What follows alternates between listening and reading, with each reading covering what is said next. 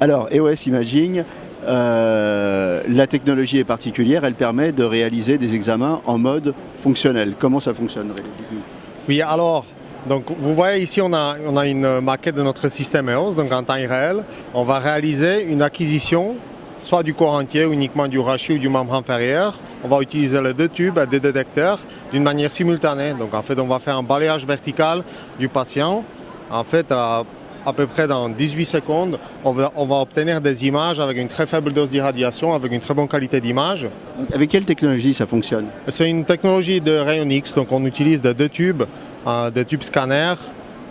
Et on va utiliser une très forte collimation, donc on a un faisceau de rayon X qui fait à peu près 0,5 mm d'épaisseur. On va faire ce balayage vertical de la tête aux pieds.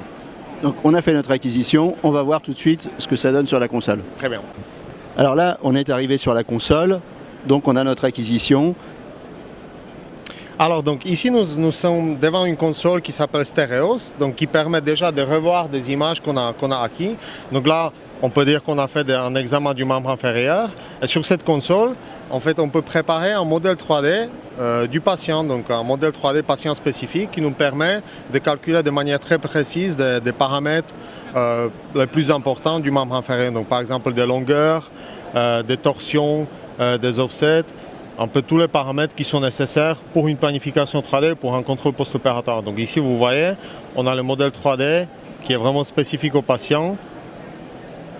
Et on peut voir les torsions. On peut voir également donc, les torsions, donc la torsion fémorale ou la torsion tibiale sur les deux membres inférieurs en pré ou en post-opératoire. Donc c'est ce qu'on peut faire, vraiment ce qu'on fait à l'intérieur de l'hôpital. Après ce modèle 3D, on peut l'utiliser également pour la planification chirurgicale. Donc on peut l'envoyer avec les images à l'extérieur de l'hôpital. On va l'intégrer donc, sur un serveur qui peut être accédé par le chirurgien afin de faire la planification. Alors on y va, on va planifier. Donc ici, nous sommes devant l'écran de chirurgien, donc il peut travailler à partir de son ordinateur portable. Il suffit qu'il soit connecté sur Internet et il pourra donc revoir de nouveau les images de phase et de profil avec le modèle 3D. Donc ce logiciel qui s'appelle IPEOS contient également une base de données des implants. Donc il va pouvoir choisir l'implant adapté, hein, on est bien d'accord. Donc il peut utiliser et choisir l'implant adapté, et vraiment choisir la bonne taille de l'implant et s'assurer qu'il restaure proprement l'anatomie de la hanche. Donc il peut voir de combien raccourcir, rallonge ou modifier la torsion de la hanche du patient.